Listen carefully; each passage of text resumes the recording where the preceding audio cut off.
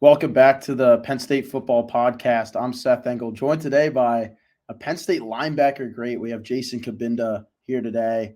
We're going to chat all things, post draft and chat a little bit about what Jason's been up to recently. First things first, Jason, how you been? I'm solid, man. I'm good. I'm good. Middle of the off season, enjoying Florida and all, so can't complain. Did you come up for Blue White a couple weeks ago, or Yeah, I was there. Yeah, how how was that? I know it was pretty windy, probably a little different than that yeah, Florida man. We climate. ended up we ended up playing a real cold round of golf while we were there, man. We were shooting some content for us, doing some NIL stuff with state media and Christian Hackenberg, Trace McSorley. So it was Brandon Bell. It was a really good deal, man. We had fun out there. Shot a ton of content. Um, obviously trying to get this NIL money going with the Retain the Roar campaign we have going on. We're trying to fundraise $500,000 for the program. So lots of stuff in the works. Obviously, a lot of change in college football in general, transfer portal, all this kind of stuff. So I think we're just very much so in the mindset that at the end of the day, man, if you want to compete for national championships right now, then you got to compete in every aspect of the program. And with the NIL and the moving landscape of college football, that's just what it is. You kind of got to change and adjust with the times. So if NIL isn't a priority of yours, and not being a national championship winner isn't a priority either. At the end of the day, you got to compete in everything. So, we're doing our best to kind of support the the NIL efforts and things of that nature.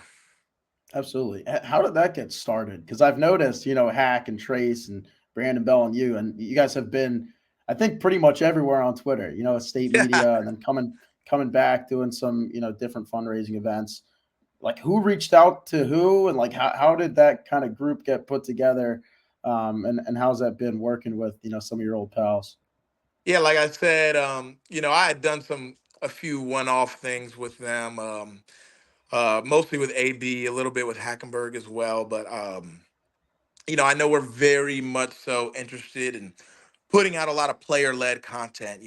I think we very much so believe that in terms of the media landscape of college football, professional football, I think we really do feel like the media landscape needs to be taken over by player-led guys, people who played the game, played at a high level, really understand it, et cetera, et cetera. So we just kind of had that idea of wanting to put out a ton of content, player-led content, podcasts, interviews, all kinds of things in that nature. We had our Letterman's Media Day where we were able to interview a bunch of the players. We interviewed the coaches, Coach Smith, Coach Barnes, Coach Franklin. A lot of these guys, we attended practice as well, did some post practice interviews, and obviously shot a bit of NAL content. We're blessed enough to get sponsored by us, who threw us a ton of product and things of that nature. So we shot some content out there while we were out on the golf course, had a little golf competition and shot the whole thing.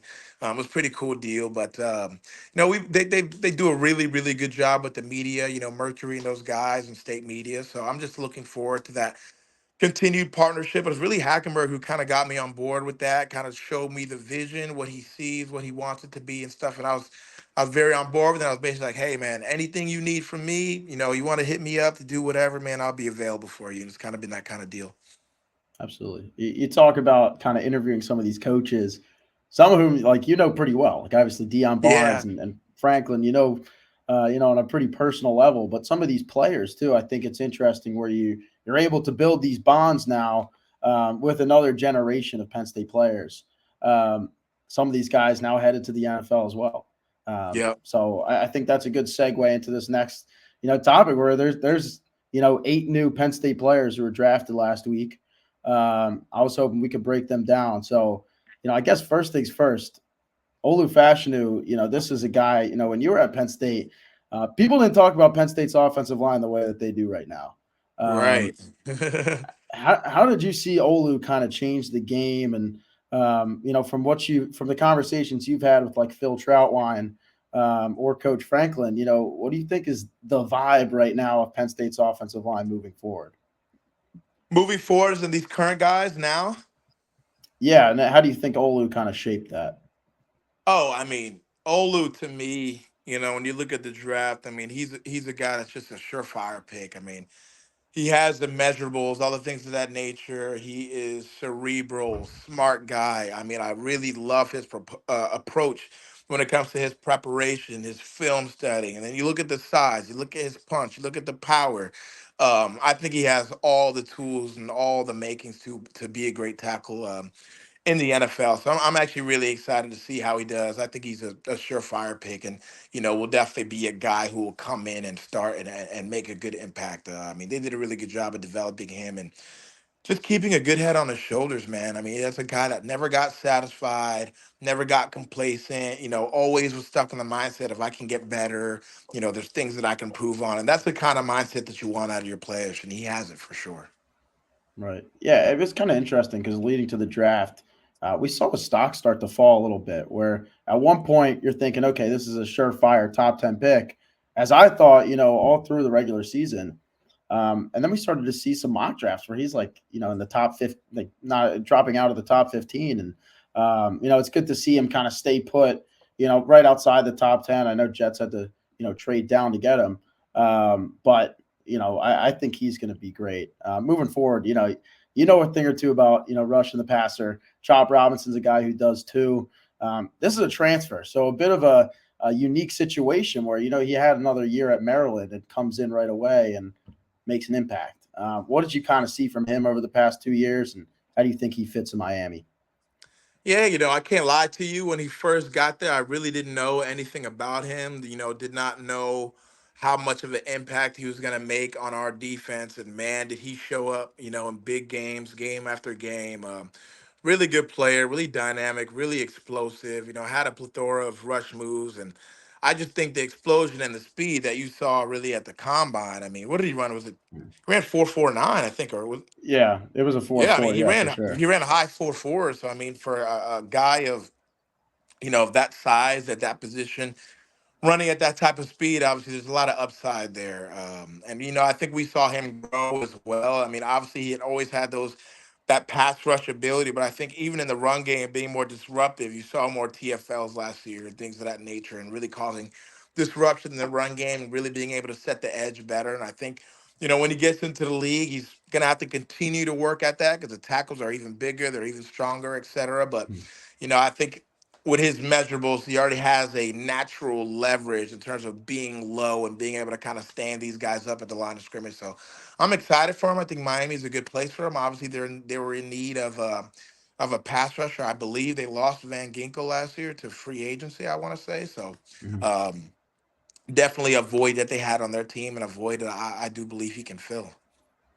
I think Chop's situation was a little similar to Adafeowe coming out of Penn State a couple of years ago, where we saw kind of on film this guy can kind of wreak havoc and find his way into the backfield, but there are a lot of questions surrounding the production, the actual numbers and the stats, the sack numbers. How Right. much do you think that actually matters when you're kind of determining a guy's fit in the NFL?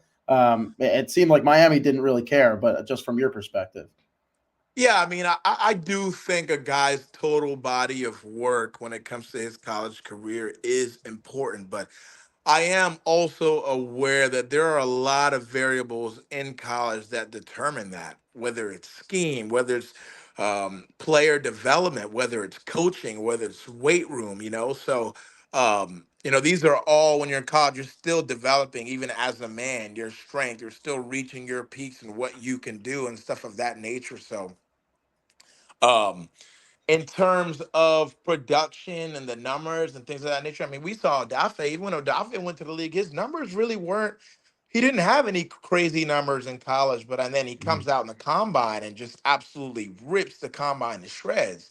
Um, and obviously the NFL loves measurables. And I think at the same time, a lot of NFL teams believe in their coaches and their ability to develop a player into reaching his ceiling. And I think when it comes to that, that's kind of when that stuff plays in terms of the body of work, not necessarily meaning as much because sometimes guys just aren't in the right positions to make the plays that they need to make. Sometimes they're not being coached well. There's a lot of variables, like I said, that go with that. But you look at the NFL, you look at the scouting department, you look at how many employees they have in those departments, how much they watch, how much research gets done behind the scenes, and things of that nature. I'm not saying they don't miss, but when we're talking the first round and guys that are kind of graded in that first and second round, I mean, you are most likely grabbing a guy that you're expecting to be an impact player. So Right. I feel like those first two picks, like Olu and Shop, were pretty much locks. I think they go in the first round. The rest of yeah, the draft, we weren't really sure where some of these Penn State guys were going to go. A bit of a surprise, Caedan Wallace, being the third player off the board, going in the third round to the Pats. That was a guy who was around, it seemed like forever. And, yeah. he started for 4 years, but it really wasn't until this past fall that he really kind of hit his stride, and I think really built his draft stock. What have you seen from him over the past couple of years, and how do you think he fits in that Pat system?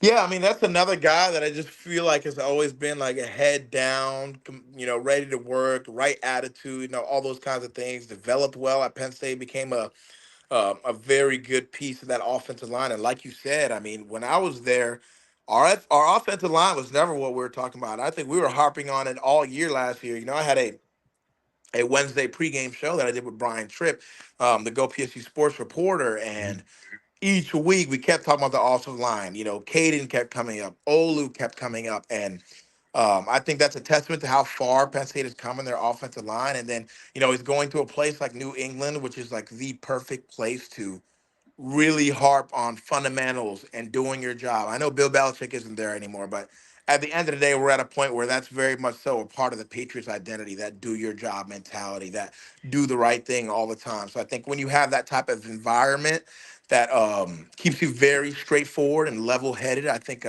it's a great place for him to land. I do think that he's going to impact that offensive line positively. Absolutely. Yeah. And after that, another pass rusher, Adisa Isaac, who I personally thought, was the steal of the draft. I thought he was going to go in the second round. I That's a did guy that too. really excites me. I feel like he's one of those guys that if you watch Penn State football, Adisa Isaac is an impact player. Why do you think he dropped? And, it's kind of cool to see him kind of pair up with Adafe in Baltimore. Why do you think that's an ideal landing spot? Yeah, I mean, I don't think I could speak on as to why he dropped. I'm not really too sure about that or where he was necessarily projected. But honestly, when I saw him on film and I watched him, I thought he reminded me a lot of Odafe Mhm. in general. So I thought it was very interesting and funny that he ended up going to the Ravens and gets to, pair up with Odafe again. But just another explosive guy, ran really well. Um, had pretty decent production in college, but the measurables are all there. He's super strong. He's fast, quick, really good with his hands. And I think also the fact that we brought Dion in as our D line coach, I really feel like our D line in general across the board is playing a lot better. They're a lot more disruptive. I mean, we've always had great D lines over the years. Don't get me wrong, but I do truly feel like, I mean, we're getting to a point where year after year we're putting pass rushers up there in those first three rounds. So I think that's really a testament to the work that Dion has been doing over the last few years, and I think Adiz is really going to thrive. And I think also when you go into a situation where you're on a new team, you have for the most part all new teammates. Having a guy like Odafe there, where you have um, a level of familiarity, somebody you can kind of attach yourself to, and Odafe obviously has been there for a little while, so he can kind of show him the ropes. Show okay, as a Raven, this is how we do things. On a D line, these are our habits, et cetera, et cetera. I think that can really streamline a player to reaching his potential even faster. Yeah, you talk about Dafe Owe, actually had his fifth year option exercise today. Kind of interesting to see. It's been 5 years already. I feel like he was just playing at Penn It's State. crazy. Um, Flies. It's making me The feel next old, man. next guy up would be Theo Johnson, who went in the fourth round to the Giants. This is a guy that I think maybe a better fit in the NFL than I think maybe he was utilized at Penn State. He was in a lot of those 12 personnel packages paired with either Brenton Strange or Tyler Warren. Right. With the Giants, there's some people talking maybe Darren Waller, hangs up the cleats, maybe after this season or some point soon. This could be Theo Johnson's offense in the near future. I know Darren personally, from your time with the Raiders. Yeah. You think he's a guy that could potentially fill his shoes? Oh yeah, absolutely. Honestly, I thought besides Kalen King, I thought Theo was my biggest surprise in terms of dropping the draft. I mean, I thought he would probably go in the second or third round. I think this is a guy who has a lot of athleticism. If you look at his measurables, I mean, if you see him in person, he really, really passes the eye test and what you look for a prototypical NFL tight end right now. I mean, he's big, he's fast, he can run, he has great hands, knows how to use his body, can play through contact, run routes through contact, all of those things. I think in general, a lot of tight ends, for the most part, if you're not specifically a run blocking tight end, they can kind of all continue to work on their run blocking. But I think the most important part is he has the willingness. He'll throw his head in there and give that effort. You have a lot of guys in the NFL that are tight ends where the effort in the run blocking game really isn't as much as it is in the passing game. And I think you don't really see that in Theo's game. I think he really works hard to be as well rounded of a tight end as he can be. And he's the type of guy who could definitely be a red zone matchup nightmare, things of that nature. So I'm really excited to see how Theo does. And like you said, very possible that D Wall ends up hanging up the cleats. And this is a guy who could come in and start and really make a huge impact for that offense with Daniel Jones and them. So I'm excited for him. I think he landed in a great place. It's a great market. Obviously, a market that can be tough to handle at times, but he's strong, man. I mean, if you know the kid and you know his story, you know what him and his family have been through coming from Canada, all of that. I truly feel like he's built for New York. Yeah, absolutely. Great story too, and Adisa Isaac as well. The Yep. storylines from this Penn State draft class were, incredible. I It's really know. cool to kind of see everything just come full circle and really pay off. So great for both of their families. Next up was Hunter Nourzad, who's a center. He went to the Chiefs. I want to skip over and kind of talk about some of these defensive backs a little bit, though. You said Kalen King is one of your biggest surprises going in the seventh round. Was actually not the first Penn State corner taken off the board. Kid Daequan is Hardy going a in the sixth round. baller. Hardy He or is an King? absolute talking about Kalen. I mean, they're both ballers, Kalen? but I mean, Kalen is a when I would and I've been keeping up with the Penn State games and really watching. I mean, he's been our best corner Mhm. for a couple of years now. I mean, Right. this kid is a competitor. I mean, he can run, he can cover, he's physical, he's not afraid to tackle and involve himself in the run game. I mean, I love the way he attacks the ball at the highest point and in contested catches situations. I mean, at the end of the day, he fell for whatever reasons, didn't do as well as a combine as people thought, whatever, didn't as, didn't do as well at the Senior Bowl, whatever the case may be. But I truly feel like this is the type of kid where when his back's against the wall, he's gonna show up. And I truly feel like that's the steal of the draft to me when it comes to these Penn State guys to be able to get a corner of that stature is an absolute steal in the seventh round. So I'm excited for him. I think he's going to do really well. At the end of the day, bro, the league is all about getting your foot in the door, and his foot is in the Mhm. door. That's all that matters. Because Yeah. at the end of the day, everybody's going to have to go out in training camp and prove it and compete. And when that happens, and when the lights come on, I promise you that kid's going to shine. So I'm excited for him. With Kalen King, it was kind of interesting because it seemed like this year, at least early in the year, his targets kind of dropped significantly. Teams Right. were just not throwing his way.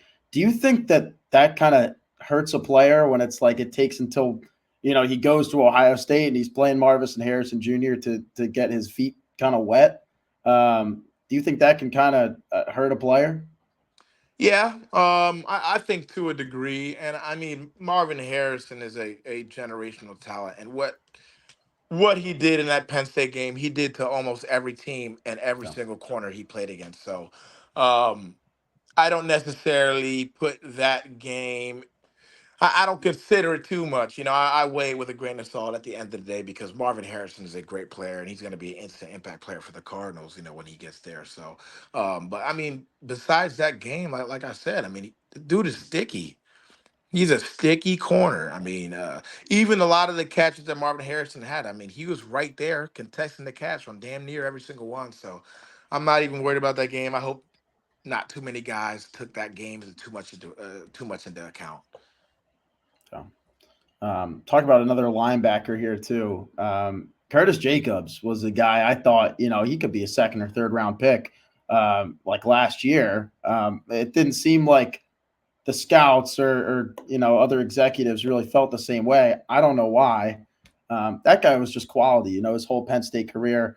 Why do you think he went undrafted? I don't. Maybe you don't have the You answers, know, but I can't tell you, man. I will say this. The kid showed a lot of versatility, man. It is not easy to play in college. You have to play in the Sam. You're out in space. You're lined up over number two receiver and stuff like that. And then later in your career, you get moved to will and stuff. Sometimes teams don't know exactly where you fit and where you're gonna play because they have bits of film of you at every position. But I think the constant about wherever Curtis Jacobs was playing is that at the end of the day, on the field, the kid made plays. I mean, the kid may play. I mean, you look at that play against Ohio State, forced the fumble, picks it up, runs it back for a touchdown. I got called back, but I mean, that play was freaking impressive. I mean, he's over 240 pounds, goes to the combine, runs a 4.5. I mean, to be honest, I don't feel like in his position there's really much more he could have done. Obviously nowadays a lot of defenses are living in nickel, and the way the passing game is going among offenses really across all of football right now. So there's a lot of nickel. Sometimes he's subbed out. Maybe teams are wondering, okay, why is he not in there? Whatever the case may be. But I mean, he showed versatility. He showed that he's tough. He's a Penn State linebacker at the end of the day. And at Penn State, LBU, the tradition is strong. There's a certain level of expectation, um, a certain not only just expectation, but there's just a certain level of play and standard that is already set there at Penn State when it comes to linebacker. I think he's an absolute steal. Have no idea why the dude went undrafted, but I absolutely know he's going to make a team. And he's going to make an impact, whether that's on special teams and then developing into a starter later on in his career or whatever the case may be. But that's a damn good football player. yeah, so he was picked up, pretty much right after the draft ended by the Chiefs. You kind of went down that same path before as an undrafted free agent.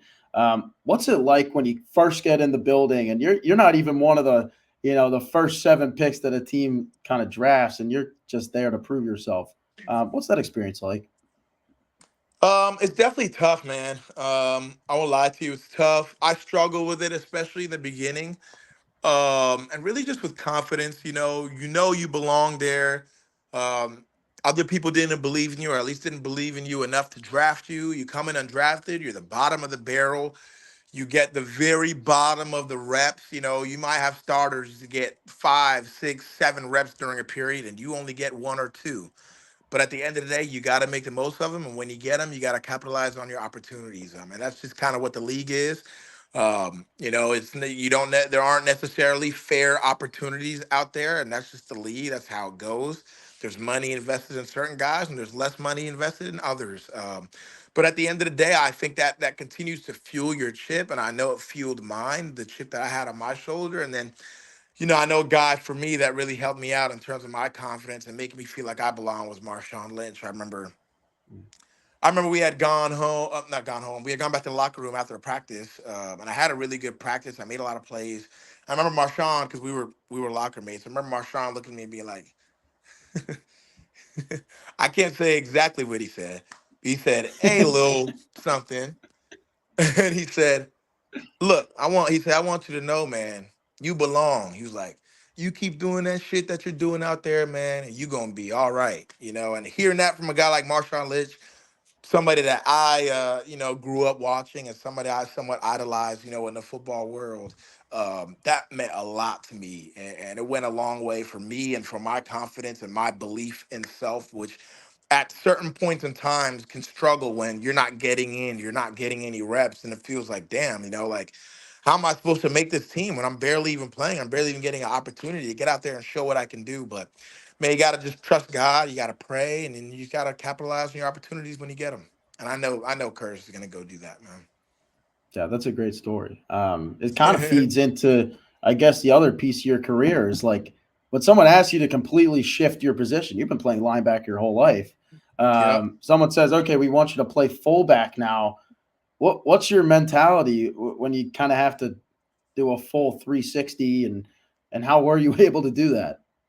Yeah, I mean, it was a bit tough. I at least had that offensive background because I played running back for the most part in high Mhm. school. But at the end of the day, I think from a confidence level, it's rare that you see guys switch positions in the NFL, let alone switch sides of the ball. So I think from a perspective of like, man, like I've never done this at this level, I think was scary at first. But as I continue to practice at it, as I continue to show the coaches what I could do. My confidence grew. My very first year that I ended up playing the position, I ended up starting all 16 games at fullback for us. Caught my first pass from Matt Stafford. I think that was definitely a deal for me, just in game catching in general, because that's not really Yeah. something I had done like that since high school. So, I mean, bro, it's all mental at the end of the day. So much of the game, I'd say 80 to 85% of the game is mental. You have the physical, and that's why you're there. The people in the building believe in you. They know you have the tools, you have the measurables, whatever the case may be. So, it's about the mental. It's about being confident. It's about repping things so many times to perfection that you can go out there and play fast, play free, and play without thinking. And that's what it was. It was reps. It was getting better. I wasn't super comfortable that first year, but going into my fourth year in the league, I believe that was Coach Campbell's first year with us in Detroit. Yeah. Yeah, it was Dan's first year with us in Detroit. That's when I really started to feel confident playing the position. I really feel like I had one of my best years in the league that year. Why do you think that was in that first year with Coach Campbell? Because I know he's a tight ends guy. Kind of understands maybe a little bit more from that point of view. But why do you think it really clicked then? Well, I'll say one big reason why it really clicked then was because of the fact that that was so like the first season that I played fullback, the off season prior, I was still training as a linebacker, all defensive stuff, etc. And then I ended up switching positions literally 2.5 weeks into training camp was my first reps at fullback, which is crazy to hear, Wow. but that's the truth. So going into that next off season, I started training as an offensive player, running routes, route running, doing positional work, running back work, all that kind of stuff. So I just felt like I had a ton of reps under my belt by the time I got into that next training camp, and then I had the best training camp I've ever had. That training camp. And then Dan really believed in me, man.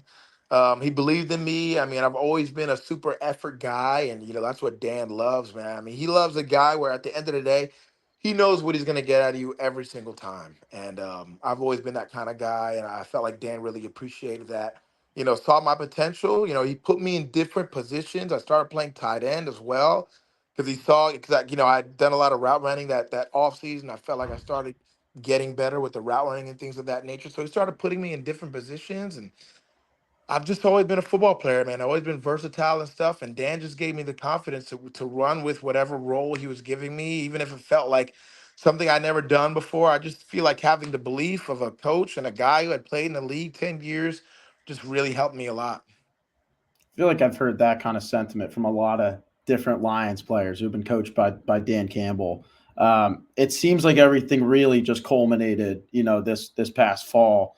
What was it like to be a part of, a team like that was, arguably the most fun team in the NFL for a little bit there?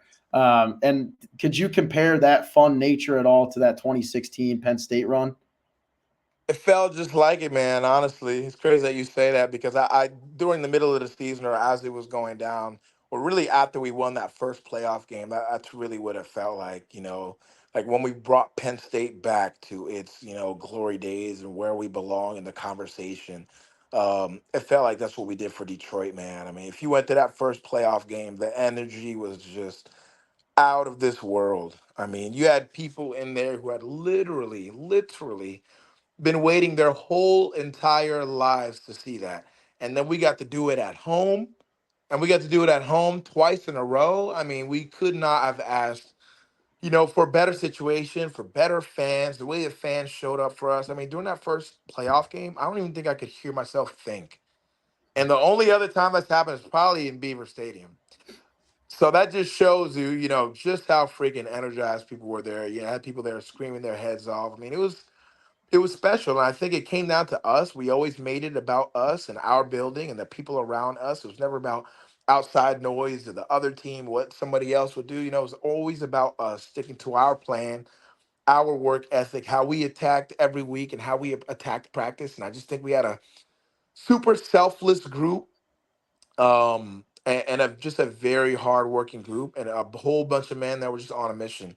It sucks that we didn't go all the way and stuff, but I feel like the impact that that team had on the city of Detroit. I mean, you saw the NFL draft this Yeah. past weekend. I mean, to shatter the attendance record for a draft, I mean, that's just, I mean, you can't ask for anything better. So, I mean, I think getting a call from Detroit in the draft 3 years ago compared to now is just way different. And that kind of just tells you how far the organization has come. Yeah, it's a place people want to be for sure. Moving forward, off season, we're moving along here. Past the draft now. What's kind of your plan for this year? I know you're in Florida right now, working out. What comes next for Jason Cabinda? Good question, man. I'm just over here staying in shape, doing what I got to do, man. Being ready for whenever I get a call. Um, Hopefully it's Detroit. I mean, I love that team. I love my teammates. I know it's a business, and it's the hardest part about it. It's the first time I've hit, true unrestricted free agency and kind of the things that come with that. But man, just stay prayerful, continuing to pray. Whatever God has in store for me next, I'll trust it. But excited for whatever is next. You kind of talked about the mental stability of playing and going through training camp and switching positions. How do you kind of keep yourself mentally stable and sound when you don't know exactly where you're going next and you're just kind of going through the motions of the off season? Yeah, it's tough. I can't lie to you. It's harder some days than others because it kind of feels like your life's just in flux. It's like somebody just tossed your life up in the air and you just have no idea where it's gonna land, what city it might be. I might be living in who knows what city in only what 3, 4 months from now or whatever it is. Mhm. So it can be nerve wracking at times, man. But I just do my best to stay grounded, to keep God close, to keep my family and friends close that have supported me all of this time, and they're constantly reminding me and telling me, man, to be proud of what I've accomplished up until this point, and that whatever God has in store is what's meant for me. So I try to keep that message very close to me, and not worry too much about it. Because at the end of the day, man, if I just go about my business, do what I'm supposed to do, man, whatever's supposed to happen will happen. Absolutely. Well, best of luck to you, Jason. Is there anything Thanks, else you man. kind of want to add here, whether it's about Penn State or you or the draft? That's all I Anything you want got, to man. All plug? I, all I ask is that you guys all go follow state media, man. I'm a big believer in state media. I'm a big believer in player-led initiatives, player-led media. I do believe that the media space in football today is too saturated with people who either don't know what they're talking about, or haven't played the game, or haven't played the game at a high enough of a level to be broadcasting on the level that they're broadcasting, man. So go follow state media, man. I think we're gonna really continue to do some special things, and I'm really excited to see the way it evolves. Awesome. Well, thanks again, Jason. Good Thank luck with the you. rest of the offseason. All right, take care. All right, man. Have a good one. Bye bye.